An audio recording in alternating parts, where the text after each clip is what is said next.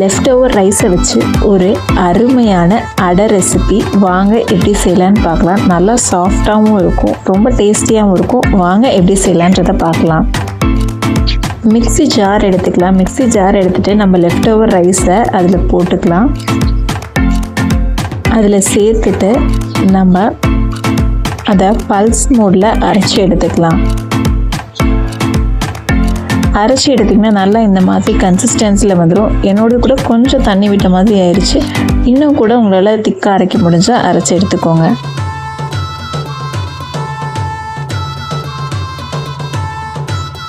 அதை ஒரு பவுலில் நம்ம மாற்றி வச்சுக்கலாம். மாற்றினதுக்கப்புறமேட்டு அதில் ஒரு பெரிய வெங்காயத்தை நல்லா சாப் பண்ணி வச்சுருக்கேன், அதை ஆட் பண்ணிக்கிறேன். அதை ஆட் பண்ணிவிட்டு க்ரீன் சில்லி வச்சுருக்கேன். க்ரீன் சில்லி 2 சில்லியை நல்லா சாப் பண்ணி அதையும் ஆட் பண்ணிக்கிறேன். அதோட இஞ்சி நல்லா துருவி வச்சுருக்கேன், அதையும் அதோட ஆட் பண்ணிக்கிறேன்.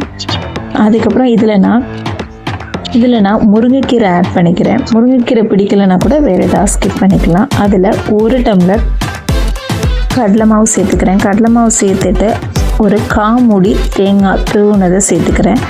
1 ஸ்பூன் ஜீரகம், தேவையான அளவு உப்பு சேர்த்துக்கலாம். உப்பு சேர்த்துட்டு கலந்துக்கலாம்.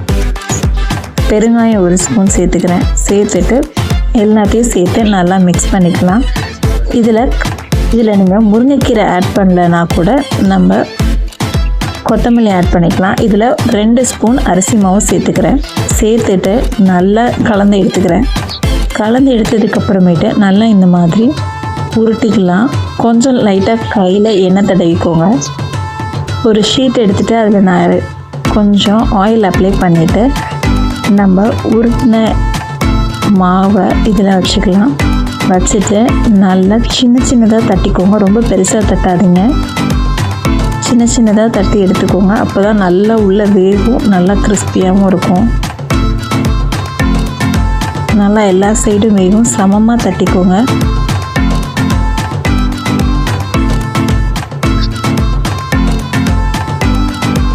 நல்லா ரவுண்ட் ஷேப் வர வரைக்கும் நல்லா நீட்டாக தட்டிட்டு ஒரு பேன் எடுத்து அதை ஹீட் பண்ணிக்கிறேன். ஹீட் பண்ணிவிட்டு அதில் லைட்டாக ஆயில் அப்ளை பண்ணிவிட்டு நம்ம ஆல்ரெடி தட்டி வச்சுருந்ததை அதில் போடலாம். அதில் சேர்த்து இது பட்டர் ஷீட்டுன்றனால அதிலே அப்படியே ஆட் பண்ணிட்டேன். நான்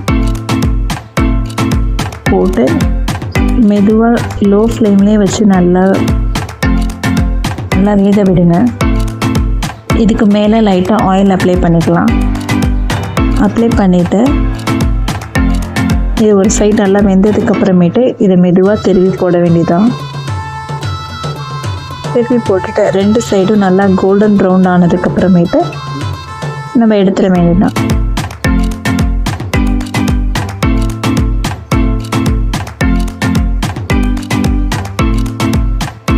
ரொம்ப அருமையாக இருக்கும், நல்லா டேஸ்ட்டாகவும் இருக்கும். நம்ம சாதத்தை வேஸ்ட் பண்ண வேணாம், இந்த மாதிரி செஞ்சு பாருங்கள். ரொம்ப நல்லாயிருக்கும், ரொம்ப ஹெல்த்தியும் கூட. ட்ரை பண்ணிவிட்டு எப்படி இருந்துச்சுன்னு கமெண்ட் பண்ணுங்கள். தேங்க்யூ ஃபார் வாட்சிங்.